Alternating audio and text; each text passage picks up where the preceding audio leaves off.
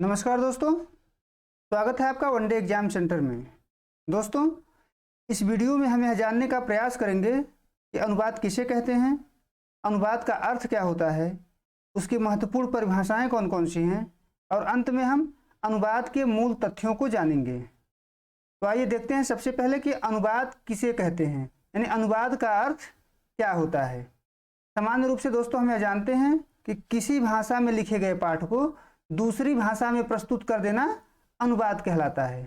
यानी एक भाषा में कोई पाठ लिखा गया है और हम दूसरी भाषा में उसको बदल देते हैं तो अनुवाद कहलाता है। यहाँ दोस्तों हम अनुवाद को दो रूपों में समझेंगे। पहला, संस्कृत साहित्य में अनुवाद का क्या अर्थ है और दूसरा, अंग्रेजी साहित्य में अनुवाद का क्या अर्थ है। सबसे पहले हम देखते हैं कि संस्कृत साहित्य में अनुवाद का क्या अर्थ है।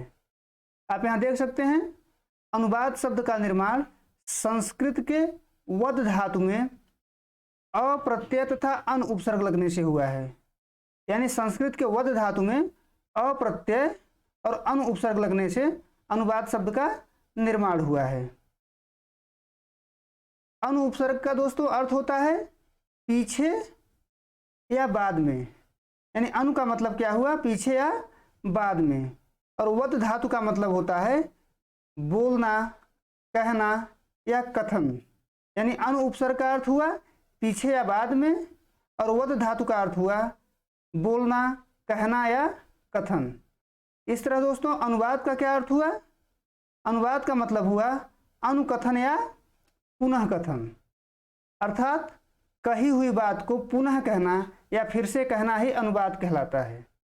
इस तरह दोस्तों संस्कृत साहित्य में कही गई बात को फिर से कहना अनुवाद कहलाता है। आगे बढ़ते हैं और देखते हैं कि अंग्रेजी साहित्य में अनुवाद का क्या अर्थ होता है। अंग्रेजी साहित्य में दोस्तों अनुवाद शब्द को ट्रांसलेशन के नाम से जाना जाता है, यानी ट्रांसलेशन के पर्याय के रूप में प्रयोग किया जाता है अनुवाद को। और यह ट्रांसलेशन शब्द जो है वो लैटिन के दो शब्दों के योग से बना है। अंग्रेजी का ट्रांसलेशन शब्द लैटिन के दो शब्दों से योग से बना हुआ है। पहला शब्द है दोस्तों ट्रांस, पहला शब्द क्या है, ट्रांस, और दूसरा शब्द है लेसन। यानी लैटिन के दो शब्द ट्रांस और लेसन के योग से ट्रांसलेशन शब्द का निर्माण हुआ है। दोस्तों ट्रांस शब्द का अर्थ होता है उस पार या दूसरी ओर, यानी ट्रांस का मतलब क्या हुआ, उस पार या दूसरी ओर, और लेसन का अर्थ हुआ ले जाना। ट्रांस का मतलब हुआ उस पार या दूसरी ओर और लेसन का अर्थ हो गया ले जाना। इस प्रकार दोस्तों ट्रांसलेशन का अर्थ क्या हो गया, दूसरी ओर ले जाना, अर्थात एक भाषा के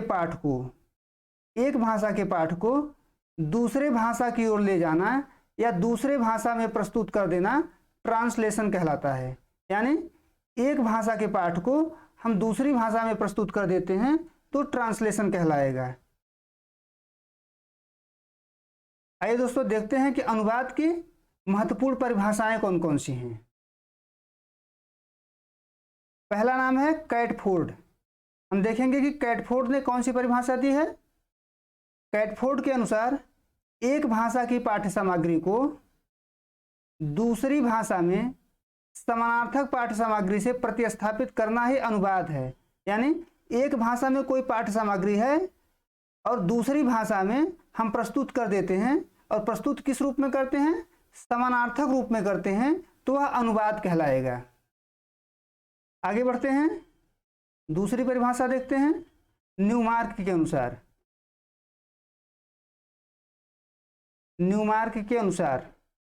न्यूमार्क ने लिखा है कि अनुवाद एक ऐसा शिल्प है जिसमें एक भाषा में व्यक्त संदेश के स्थान पर दूसरी भाषा में उसी संदेश को प्रस्तुत करने का प्रयास किया जाता है।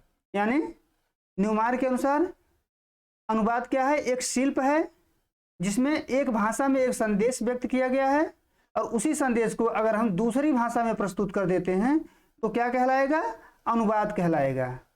आगे बढ़ते हैं और अगली परिभाषा देखते हैं। अगली परिभाषा है पट्टनायक की। पटनायक के अनुसार अनुवाद वह प्रक्रिया है जिसके द्वारा सार्थक अनुभव, अर्थपूर्ण संदेश या संदेश का अर्थ एक भाषा समुदाय से दूसरे भाषा समुदाय को संप्रेषित किया जाता है। यानी पटनायक के कहने का अर्थ हुआ कि अनुवाद में हम सार्थक अनुभव को एक भाषा से दूसरे भाषा में प्रस्तुत करते हैं। यानी हम अपने सार्थक अनुभव को या सार्थक संदेश को एक भाषा से दूसरे भाषा में जब प्रस्तुत करते हैं तो वह अनुवाद कहलाता है। आगे बढ़ते हैं। इस प्रकार दोस्तों हम कह सकते हैं कि अनुवाद वह प्रक्रिया है जिसके द्वारा एक भाषा में व्यक्त किया गया विचार या संदेश दूसरी भाषा में प्रस्तुत किया जाता है।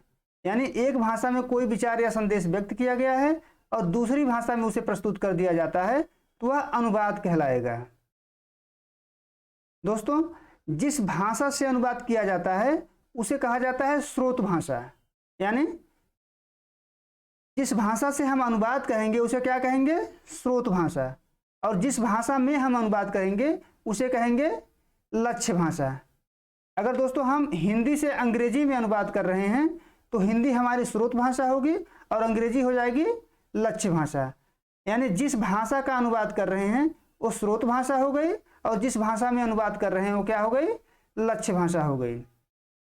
आगे बढ़ते हैं दोस्तों और देखते हैं कि अनुवाद की मूल बातें कौन कौन सी हैं जो हमें हमेशा ध्यान में रखनी चाहिए। पहली बात है कि अनुवाद एक भाषिक प्रक्रिया है। अनुवाद एक भाषिक प्रक्रिया है जिसमें दो भाषाओं का होना अनिवार्य है। यानी बिना दो भाषाओं के होने के अनुवाद नहीं हो सकता। अनुवाद के लिए दो भाषाओं का होना जरूरी है। एक भाषा वह जिसका अनुवाद किया जाए और दूसरा वह जिसमें अनुवाद किया जाए। अगली मूल बात है कि अनुवाद में स्थानांतरण और पुनरावृत्ति की प्रवृत्ति होती है। स्थानांतरण किसका होता है? शब्दों का होता है। यानी अनुवाद में एक शब्द के स्थान पर दूसरे शब्द आ जाते हैं। और पुनरावृत्ति किसका होता है? अर्थों का होता है। यानी मूल बात में जो अर्थ रहती है, मूल पाठ में जो अर्थ रहता है वही अर्थ पुनः अनुवाद के माध्यम से हम दूसरी भाषा में व्यक्त करते हैं। यानी अनुवाद में स्थानांतरण और पुनरावृत्ति की प्रवृत्ति पाई जाती है। आगे बढ़ते हैं दोस्तों। अगली मूल बात है कि जिस भाषा से अनुवाद किया जाता है उसे स्रोत भाषा और जिस भाषा में अनुवाद किया जाता है उसे लक्ष्य भाषा कहते हैं। यानी जिस भाषा से हमने अनुवाद किया उसे स्रोत भाषा कहा और जिस भाषा में हमने अनुवाद किया उसे लक्ष्य भाषा कहते हैं। दोस्तों स्रोत भाषा को मूल भाषा और लक्ष्य भाषा को अनुदित भाषा भी कहा जाता है। आगे बढ़ते हैं। अगली मूल बात है कि अनुवाद शब्दों का न होकर के अर्थों का होता है। यानी जब हम किसी पाठ का अनुवाद करते हैं तो हम उसके शब्दों का अनुवाद न करके उसमें निहित अर्थ, उसमें निहित संदेश का अनुवाद करते हैं, न कि केवल शब्दों का। उम्मीद है दोस्तों आपको ये वीडियो पसंद आया होगा। आप हमारे चैनल को लाइक करिए, शेयर करिए, सब्सक्राइब करिए। बहुत बहुत धन्यवाद।